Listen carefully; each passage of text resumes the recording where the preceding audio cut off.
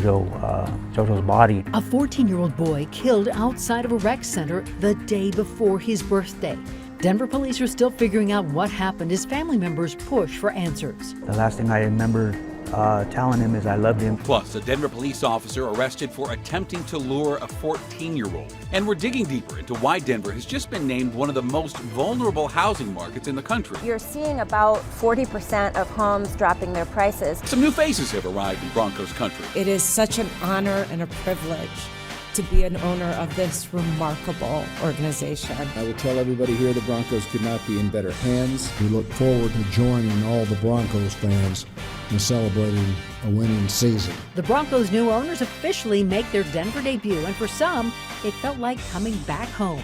I'm a part of the Orange Crush generation. I was taught by the Sisters of Loretta at St. Mary's Academy, on to the University of Denver twice. It's great to be back in Denver.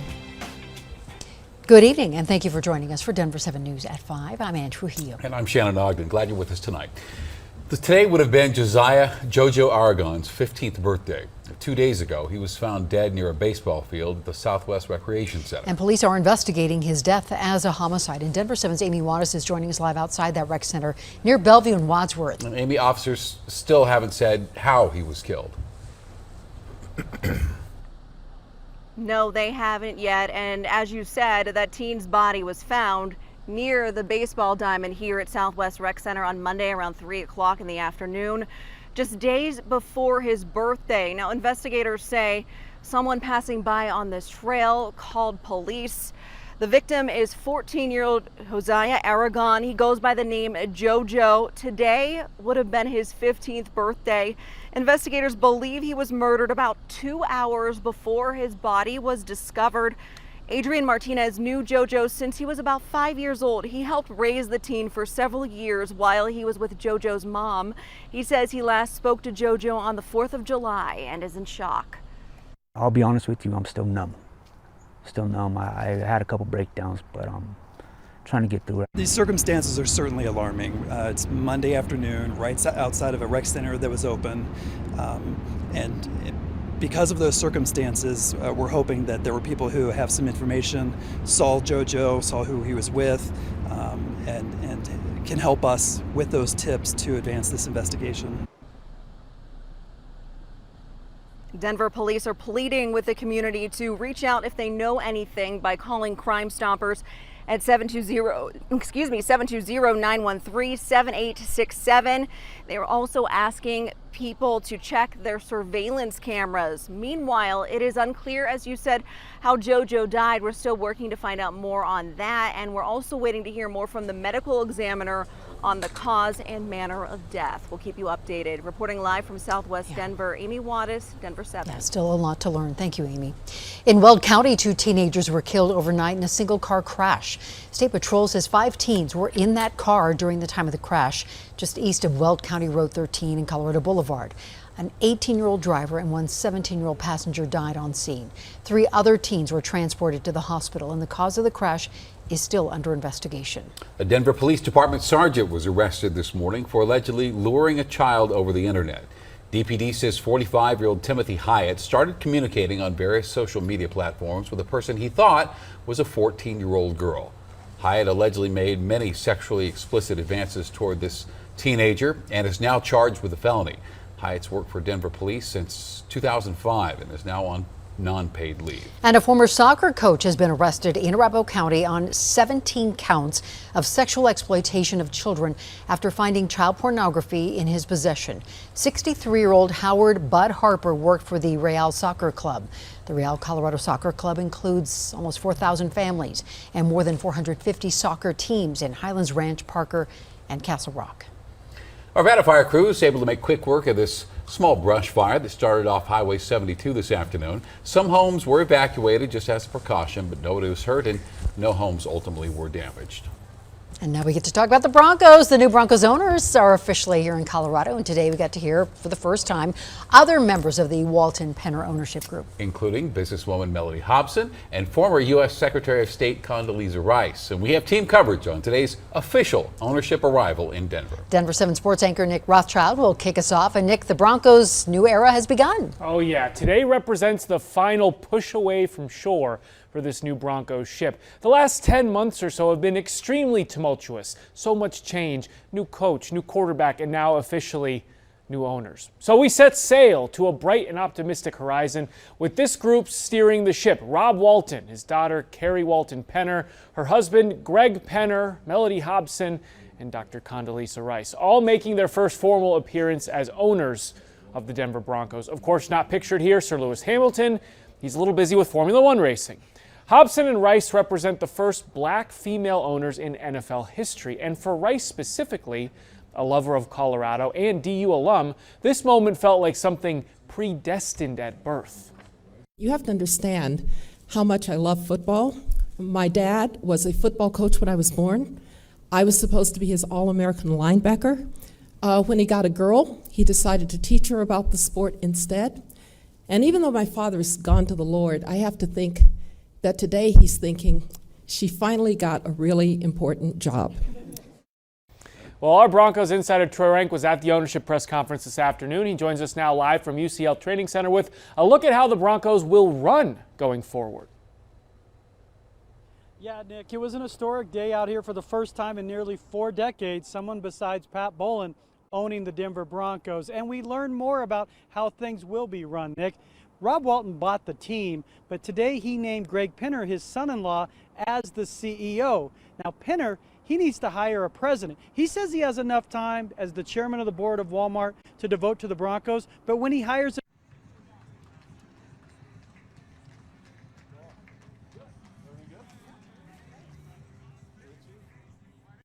I think sports experience is really important. Is it absolutely essential? I'd say probably no, but it would make the bar higher to find the right person. You know, we start with general characteristics of we want somebody that really high integrity, great values, great leadership, diverse set of experiences, someone that aligns with our values as partners here, and we think we can find somebody great.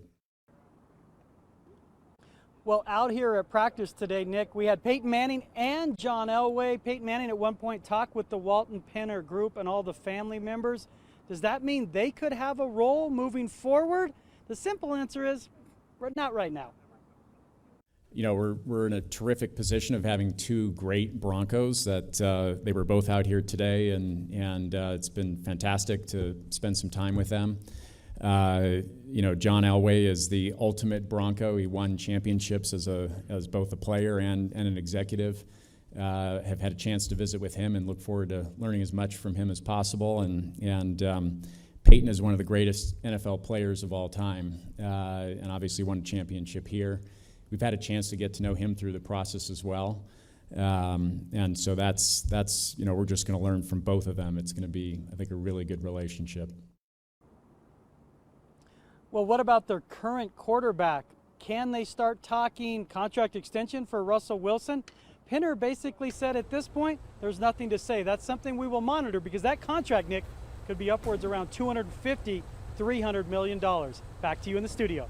All right, thanks, Troy. And one thing they all reiterated, guys, throughout the press conference was that purchasing this team is about football. It's a football venture, not solely a business venture.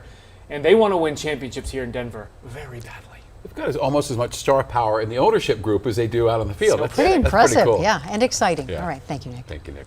With Melody Hobson and Condoleezza Rice and Lewis Hamilton included in the Broncos ownership group, so the team now becomes one of the most diverse ownership groups in the NFL. Currently in the NFL, there are just 2 owners who are people of color. Jacksonville Jaguars owner Shahid Khan is Pakistani American, and Kim Pagula, who's Asian American, co-owns the Buffalo Bills. In fact, 22 of the teams in the NFL have been owned by the same person or family for at least 20 years. And the lack of diversity doesn't just stop at football. Of the 3 biggest U.S. sports leagues, just 6 people of color are the principal owners for teams in the NFL, NBA, and MLB, and just One principal owner is Black, and that is Michael Jordan, who owns the Charlotte Hornets. Metro Denver's housing market's taken a turn. It is now listed as among the most vulnerable markets in the country. This is according to real estate brokerage firm Redfin. Denver 7's Russell Haythorne is taking a closer look at what exactly this means for both buyers and sellers.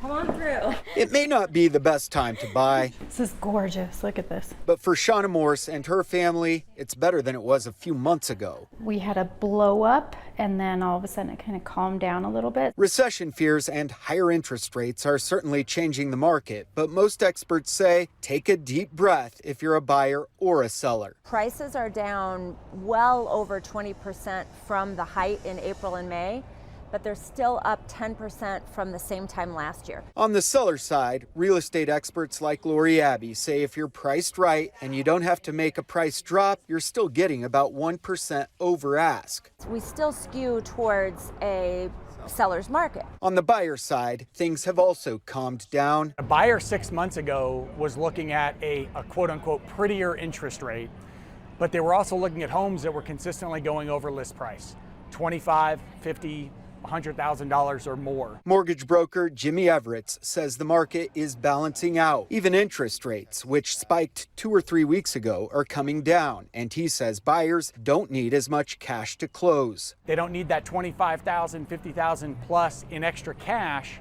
So if they can accept the fact that the payment isn't as pretty as it might have looked at a 3% interest rate, then we have something to work with. I genuinely think buyers are in a better position today than they were back in February. Redfin does consider Metro Denver vulnerable because some homeowners who bought when prices were out of this world may have high debt compared to their home equity as prices fall back to earth, which could lead to foreclosures or selling at a loss. But Abby and Everett both agree the sky is not falling and homeowners should keep calm. In 2 or 3 years, they're going to be just fine. They're not way upside down. Very few people are in a really terrible position because we are still a growing market. It's certainly still a seller's market. We wouldn't say that buyers have their pick of the litter, but there are a lot more opportunities for buyers right now than we've seen in the last several years, by far. Morse is selling her home and buying a new one and feels like it's a sensible time to do both. I'm feeling great with where the market is right now. Russell Haythorne, Denver 7. We're digging ourselves out. Cutting her losses. I won't lie, this put a huge dent in our momentum. After sewage leaks, a faulty ventilation system, and no AC, a boutique owner in Denver is looking at options to fight back against a landlord who subleased her the space. I was expected to work through standing sewage under my store, dust. They did not cover any of this stuff. Another sizzler today. Record highs are likely tomorrow. And need yard work done? Just try to keep it like steady, and it's pretty heavy, so you have to have strength for this. Leave it to this 8-year-old in Centennial who's doing all the work for free. It's really fun for me, and I feel like I'm really helping other people in need.